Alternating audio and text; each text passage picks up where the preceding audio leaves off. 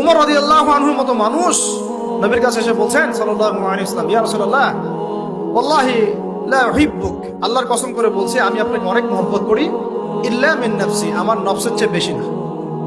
মানে আমি আমার জানের চাইতে আপনাকে বেশি মহব্বত করি না। কথা কি বুঝতে পারছেন কি?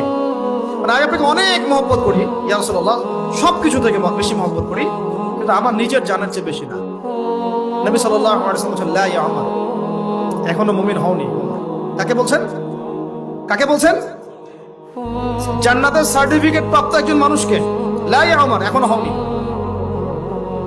তখন নবী সাল্লাল্লাহু আলাইহি ওয়াসাল্লামকে তিনি একটু পরে আবার বলছেন, ইয়া রাসূলুল্লাহ ওয়াল্লাহি আলান, এখন লা হাব্বা ইলাইয়া মিন কুল্লি শাই হাত্তা মিন নাফসি, এখন থেকে আপনি আমার কাছে সবচেয়ে বেশি প্রিয় সবকিছু থেকে, এমনকি আমার নফসের থেকেও বেশি প্রিয়। তখন নবীজি বলেন, আলান ইয়া ওমর, এখন ওমর, এখন তুমি মুমিন হলে।